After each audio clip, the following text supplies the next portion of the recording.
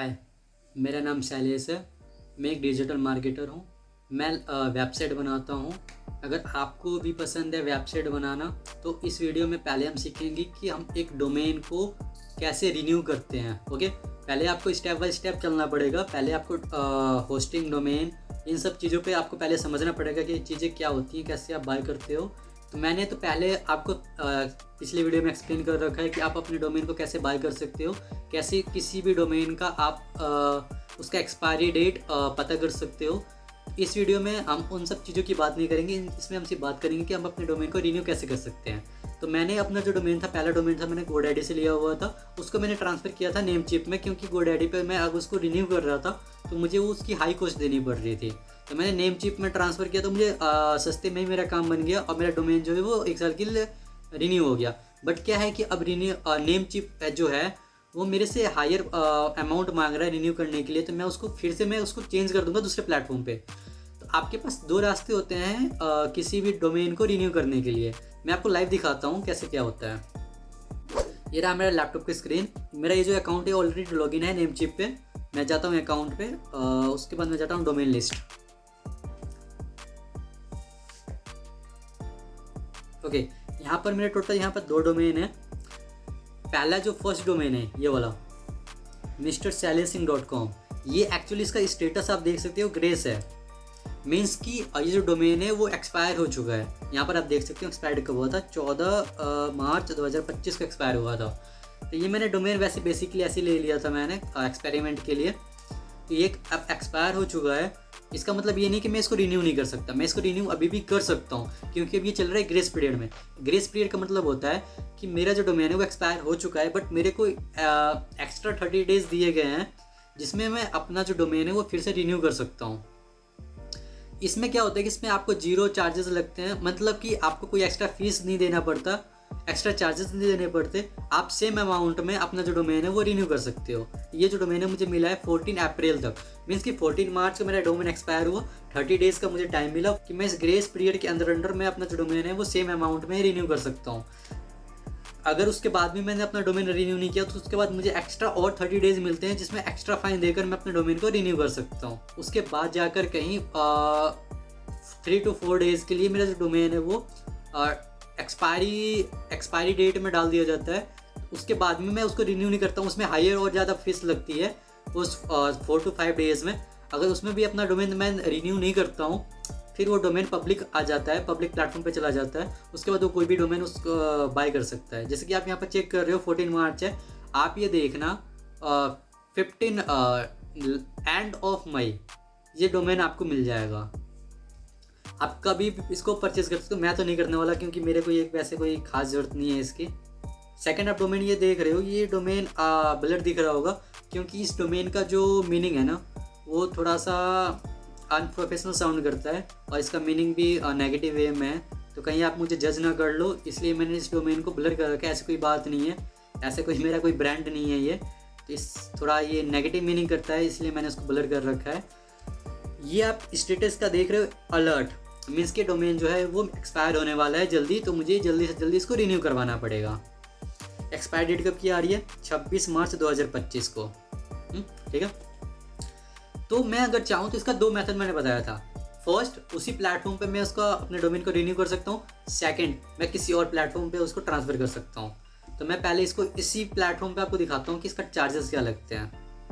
मैं सिंपल इसको रिन्यू पे क्लिक करूँगा, इसको कट कर देता हूँ। ये टोटल अमाउंट बन रहा है 1481.89 रुपीज़। कहीं आपको अगर आप नेमचीप पर लेते हो तो अगर आपका यहाँ पर इंडियन रुपीज़ में नहीं आता तो यहाँ पर आप क्लिक करना। अगर US डॉलर में होगा तो आप इंडियन में कर लेना, ये रहा इंडियन का। अगर आप और कहीं किसी और कंट्रीज़ में रहते हैं या किसी और मेथड आपको यूज़ करना है, जैसे आपको यूरो में है तो वहाँ पे आप सेलेक्ट करके आप चेक कर सकते हो। तो मैंने इंडियन में कर रखा है, अभी INR कर रखा है। यहाँ पर आप आइकन की फ़ीस देख सकते हो 15.54 रुपीज़। आइकन मैंने आपको बताया था जो सारे के सारे डोमेन को ऑर्गेनाइज करता है, ऑथराइज करता है एंड हैंडल सब कुछ करता है वो। जैसे हमारे इंडिया में जो IRCTC है जो सारी ट्रेन को मैनेज करता है, वैसे ही आइकन पूरे डोमेन को मैनेज करता है। ओके, सब कुछ मैं इसको इंक्लूड करूँ तो ये मुझे ज़्यादा पैसे लग रहे हैं, करीब करीब मुझे 1500 रुपये देने पड़ रहे हैं सिर्फ 1 साल के लिए।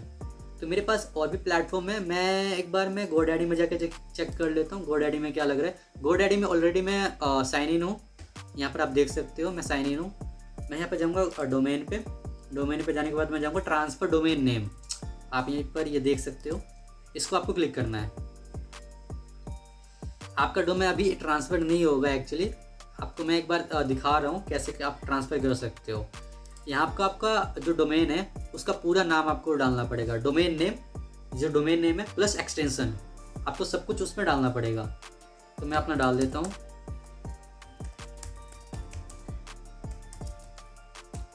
ओके, ये जो डोमेन है, ये डोमेन कह रहा है कि आप मुझे 1000 रुपये दे दो प्लस 18% GST लगता है इसमें, 18% GST कटेगा आपका। तो करीब करीब मेरा ये बन रहा है 1180 रुपये कुछ, मतलब 1200 रुपये बन रहे हैं टोटल। ठीक है, तो मुझे कह रहे हैं कि 1200 रुपये दे दो, मैं आपका जो डोमेन है वो GoDaddy में 1 साल के लिए रिन्यू कर दूंगा। ये 1 साल के लिए है। फिर भी नेम चिप से आप देखो तो यहाँ पर थोड़ा आपको सस्ता पड़ रहा है, यहाँ पर आपको करीब करीब 300 रुपये सस्ते पड़ रहे हैं। मैं एक बार होस्टिंगर में भी चेक कर लेता हूँ। मैं ऑलरेडी साइन इन हूँ, आप यहाँ पर देख सकते हो मेरा नाम। मैं इसमें जाऊँगा डोमेन में, देन मैं जाऊँगा ट्रांसफ़र पे। आपको भी सेम यही स्टेप फॉलो करना है। यहाँ पर आपको यहाँ पर ऑप्शन आ रहा होगा एंटर डोमेन फॉर ट्रांसफ़र। मैं इसमें अपना जो डोमेन है वो पूरा टाइप करूँगा। पहले मैं एक बार एग्जाम्पल के तौर पर दिखाता हूँ कि आपको टाइप कैसे करना होता है। एग्जाम्पल ले लेते हैं हम गूगल का। गूगल को अगर मुझे अब इस अपनी तरफ लेना है, मीन्स ऐसा होता नहीं है, बट मैं अब दिखा देता हूँ कि डोमेन गूगल का कैसे चलता है। google.com, इसका देखते हैं इसका प्राइस क्या आ रहा है। इसका प्राइस आ रहा है 879 रुपीज़। बट ये जो डोमेन है वो लॉक है, और ये अनलॉक वही आदमी कर सकता है जिसके पास ये डोमेन होगा। मैं इसको अनलॉक नहीं कर सकता, ये अनलॉक होगा, उसके बाद एक ऑथराइजेशन कोड होगा अगर मेरे पास, तभी मैं google.com में ले सकता हूँ। तो ये सिक्योरिटी होती है इसमें, ऐसा नहीं है कि आप कोई भी डोमेन आप ले लोगे। आप यहाँ पर बस प्राइस चेक कर सकते हो, और आप ये भी चेक कर सकते हो कि अगर आप इसको ट्रांसफ़र करते हो तो आपका जो डोमेन है वो कितने सालों के लिए रिन्यू हो जाता है। तो हम इसकी बात नहीं करते हैं, हम इसको चेंज करते हैं, अपना डालते हैं।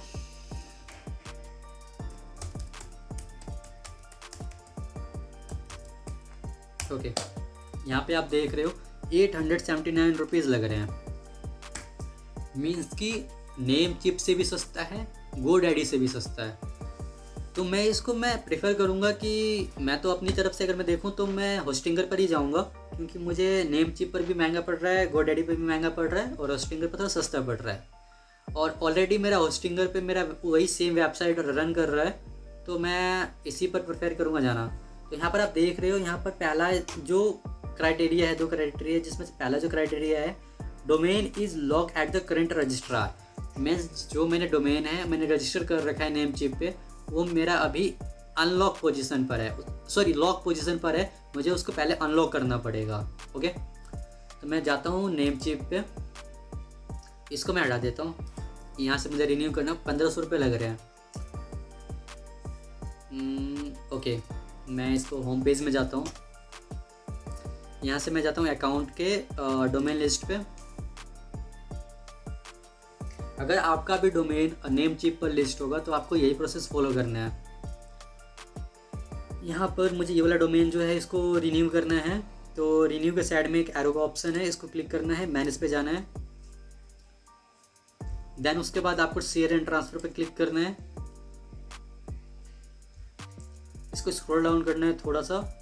यहाँ पर आपको दिख रहा होगा डोमेन लॉक, मीन्स ये डोमेन जो है वो आपका ऑन है, इसको आपको करना है अनलॉक। इसको अनलॉक पे क्लिक करना है। ओके, यहाँ पर आपका डोमेन जो है वो सक्सेसफुली अनलॉक हो चुका है। अब आपका जो डोमेन है वो सक्सेसफुली अनलॉक हो चुका है। अब आपको चाहिए ऑथराइजेशन कोड। यहाँ पर मैं दिखाता हूँ GoDaddy में। GoDaddy में आपका यहाँ पर 2 चीज़ें मांगा जाता है। पहला तो फर्स्ट होता है अनलॉक द डोमेन।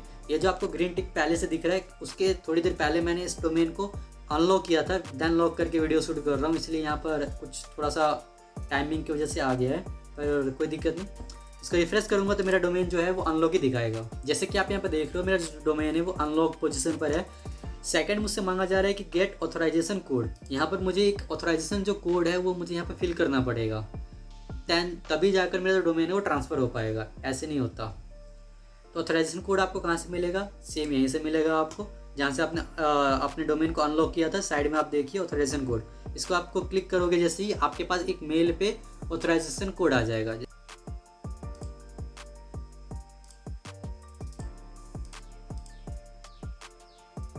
यहाँ पर जो ये कोड है, ऑथराइजेशन कोड है जो, इसको मुझे सिंपल कॉपी करना है और यहाँ पे जाकर मुझे यहाँ पर पेस्ट कर देना है। जैसे मैं यहाँ पर पेस्ट करता हूँ, इसको कॉपी कर लेता हूँ पहले। इसको कॉपी करने के बाद मैं इसको पेस्ट करता हूँ। इसको पेस्ट करते ही आप देखो यहाँ पर दोनों ग्रीन हो गया। इसका मतलब ये है कि मेरा जो डोमेन है वो रेडी है ट्रांसफ़र करने के लिए GoDaddy में। बट मैं इसमें GoDaddy से नहीं करूँगा, GoDaddy में मुझे फिर भी महंगा पड़ रहा है। मैं होस्टिंगर की तरफ जाऊँगा, इसको मैं कैंसिल कर देता हूँ। होस्टिंगर में जाता हूँ। होस्टिंगर में एक बार मैं दोबारा रिफ्रेश कर लेता हूँ इसको, क्योंकि मेरा जो डोमेन है वो अनलॉक हो चुका है। यहाँ पे आप देख सकते हो पहले जो मेरा डोमेन था वो लॉक पोजीशन पे था, तो यहाँ पर एक एरर आ रहा था। मैंने इसे अनलॉक किया, यहाँ पर जो एरर है वो फिक्स हो गया है, रेडी फॉर ट्रांसफ़र। आपको यहाँ पर ग्रीन सिग्नल मिल गया है। यहाँ पर आपको ऑथराइजेशन जो कोड है वो आपको यहाँ पर मेरे से नहीं पूछेगा, क्योंकि यहाँ पर जो मेरा जो डोमेन है वो होस्टिंगर पर ही लिस्टेड ऑलरेडी, और उससे ही मेरा जो वेबसाइट है वो रन कर रहा है। तो मुझे यहाँ पर कोई भी पूछेगा नहीं। अगर आपका होस्टिंगर पे वो वेबसाइट रन नहीं कर रहा, देन आपसे वो ऑथराइजेशन कोड पूछेगा, ठीक है। तो यहाँ पर मैं क्लिक करूँगा परचेज पे। देखिए यहाँ पर मुझसे कोई भी ऑथराइजेशन कोड नहीं पूछा गया, क्योंकि जो डोमेन है ऑलरेडी मैं इसको यूज़ कर रहा हूँ होस्टिंगर पे ही, और मेरा जो ये वेबसाइट है वो चल रहा है। यहाँ पर अगर आपके पास कोई कूपन कोड है, कहीं से मिला हो, कहीं से आपने जुगाड़ कर लिया हो, तो यहाँ पर आप डालकर थोड़ा सा आपका कुछ % आपका जो अमाउंट है वो कम हो जाएगा। मेरे पास अभी कोई कोड नहीं है, तो मैं इसको ऐसे ही कंटिन्यू करूँगा।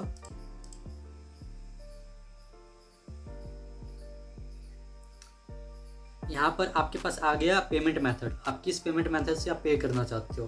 पेपल है, डेबिट क्रेडिट कार्ड से आप यूज़ कर सकते हो, UPI यूज़ कर सकते हो। मेरा यहाँ पर टोटल सम अमाउंट आ रहा है 1054.84 रुपीज़, तो मैं ये यूज़ करूँगा UPI। यहाँ पे मैं अपना UPI ID डालूँगा, और जैसे मैं इसको कंटिन्यू पे क्लिक करूँगा तो जो भी मेरा ये गूगल पे, पेटीएम, फ़ोनपे, भीम, अमेज़न पे, जो भी मैं अपना UPI ID डालता हूँ उस एप्लीकेशन में एक नोटिफिकेशन जाएगा इस अमाउंट का। ये जो अमाउंट है, ये अमाउंट वहाँ पर मेरे को पे करना पड़ेगा। मैं अमाउंट जैसे पे करता हूँ, मेरे यहाँ से होस्टिंगर पर मेरा जो ये ऑर्डर है वो सक्सेसफुली कंफर्म हो जाएगा। देन उसके बाद जो मेरा जो ये डोमेन है वो 1 साल के लिए होस्टिंगर पे ही लिस्ट हो जाएगा, रिन्यू हो जाएगा मीन्स, और नेम चीप से हट जाएगा। ओके, आप इस तरह से किसी भी डोमेन को रिन्यू कर सकते हो किसी भी प्लेटफॉर्म पे। आप चाहे सेम प्लेटफॉर्म पे करो या चाहे आप डिफरेंट प्लेटफॉर्म पर जाके करो। इससे ये भी बेनिफिट होता है, अगर आपको किसी को अपना जो डोमेन है वो सेल करना है, जैसे कि आपको पड़ोसी को सेल करना है, दोस्त को सेल करना है, तो आप सेम इसी मेथड से अपना जो डोमेन है वो किसी को भी सेल कर सकते हो, ठीक है। ये कुछ पेमेंट आपको करनी पड़ती है, जब भी आप ट्रांसफ़र करते हो तो कुछ पेमेंट करनी पड़ती है। ऐसे नहीं कि फ्री ऑफ कॉस्ट होता है, आपको थोड़े से पेमेंट करनी पड़ती है। देन आपका जो डोमेन है वो उस जो बंदा है, जो कंपनी है, उसको ट्रांसफ़र हो जाता है। मैं एक बार पेमेंट कर लेता हूँ इसका।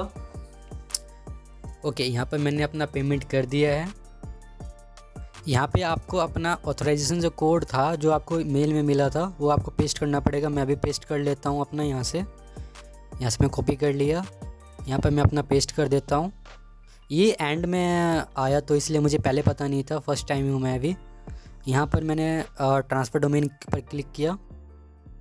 अब मेरा ये जो डोमेन है 5 to 7 डेज़ में मेरा ये डोमेन होस्टिंगर पे ट्रांसफ़र हो जाएगा नेम चिप से।